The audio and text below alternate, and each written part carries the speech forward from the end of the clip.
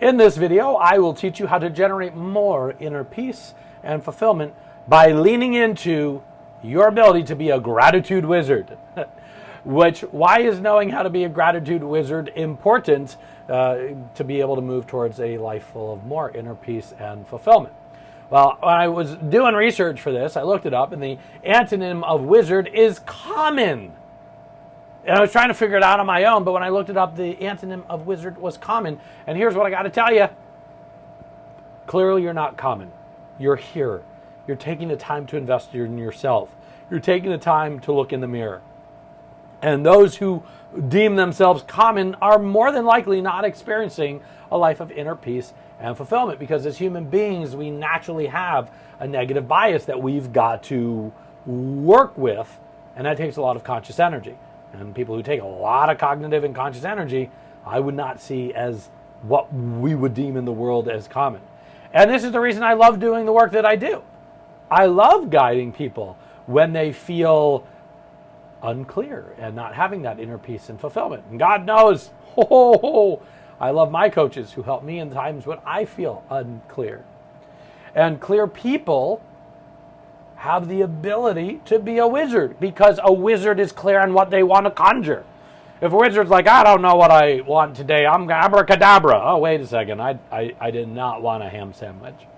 Abracadabra. Oh, wait, I did not want a new book about atoms today. So the more clear the wizard, the more clear the manifestation can be. And it's your birthright to live life on your terms. That's why I do the work that I do.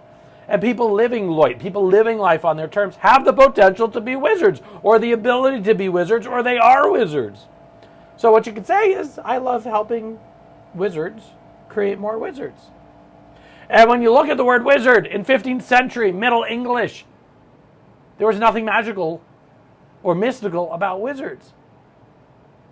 The word wise, W-Y-S, which is wise to us now, is philosopher sage. And the word ard, wizard, is to know. So you could say a wizard is to know the future, to know their future. A wizard is to know your future, what you want out of the future. And then in the 16th century, that's when it started to become one who conjures, a more magical creature, because individuals back then would see people conjure and manifest things in their lives, and they were like magical creatures. So you are one who conjures. Whether you believe it's magic or not, doesn't matter. So, do you want to be able to conjure in your own life? Say yes! So, to conjure inner peace and fulfillment, gratitude is what conjures. Because gratitude is the ability to look for, what do I got? What's the best thing? What am I grateful for? What do I have? What can I do with it? So gratitude is not about being all positive and cheery. You could be in a place of utter anxiety, guilt, or darkness and still have gratitude inside of that. Still practice gratitude inside that. Because a wizard doesn't go, I wish I had more money. They look at the tools they have, and what do? They create more money using the tools they have. A wizard doesn't say, I wish I had the romantic partner of my dreams. They look at what they love about themselves and have gratitude for it, what they already have within themselves, and they attract a partner. Wizards don't lose their jobs and blame everybody else. They immediately look at the skills they have, that they acquired, what they learned from their losing of a job, and what do? They materialize a new job using the skills and knowledge and wisdom that they have. So, the ability to be a wizard is the ability to ask, what do I have? That's gratitude. What do I have? What's the best thing? What am I going to do with it? And by the way, the opposite of being a wizard is to look at everything you don't have. That's common. That's what most people do. How many friends or family members did you talk to today? I don't have the energy. I don't have the time. I don't have... That's what we hear. And you are not common. You have the ability to be smarter than our natural leans towards what don't I have right now. So if you see yourself as common, you will act common. And you will default to all the things that you do not have. And you will focus on all the things you do not have. But if you see yourself as a wizard, or wizard potential or wizard-like or wizard professor.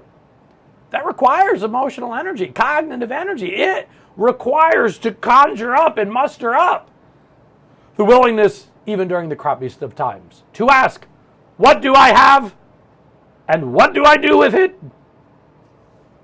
To move towards what I want to manifest, to what I want to conjure, to what I want to create. And imagine being able to create, attract, and materialize at the drop of a hat. Imagine the ability to move the needle on what you want to manifest by creating, attracting, and materializing. Faith that gratitude will focus you must be had. Faith that you will make what you want happen must be had. Faith that it's going to be worth the journey and the effort to conjure it. That's what makes you a wizard. Wizards know they're going to get what they want. Wizards know they have the faith that they have within them, not outside forces, not some webinar or seminar or whatever is going to make it. That I know within me I have it, and then if I choose to use webinars, seminars, coaches to get it out, then okay, that's fine. But it's in here. No one out there has it.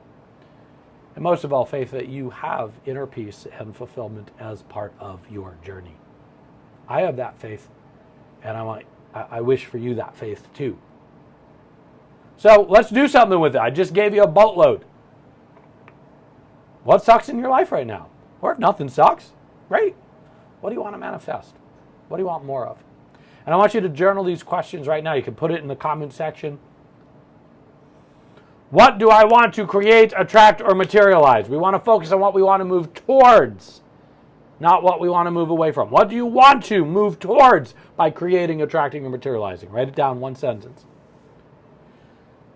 Now, what do you have right now that will help get you towards that? What are you grateful for in your life now? And it could be as simple as, I'm grateful I have the desire. I'm grateful I have the hunger. And then ask, what am I going to do with it? What am I going to do with that gratitude? What action will I take? Journal these 2 questions every day, or 3 questions every day. What do I want to create, attract, materialize? What do I have right now? What am I grateful for? And what am I going to do with it? What action am I going to take? You're not common. Nothing common about you. The fact that you want to create a life on your terms makes you extraordinary. And in tea practice, many of you know I love my tea practice. There's a statement: to see the extraordinary in the extraordinary is ordinary. But to see the extraordinary in the ordinary is extraordinary. And that's what wizards do. Your commitment to gratitude is what makes you a wizard. Your commitment to gratitude is what makes you see the extraordinary, which makes you extraordinary. To be able to see a flower and be like, God, that's just amazing. Or to see a piece of concrete and be like, wow, humans made that. And to have gratitude for it. Build the muscles of gratitude in your life and you will become a gratitude wizard. And guess what? A gratitude wizard lives life on their terms. And a gratitude wizard has the ability to create, attract, and materialize, which means you have that ability too.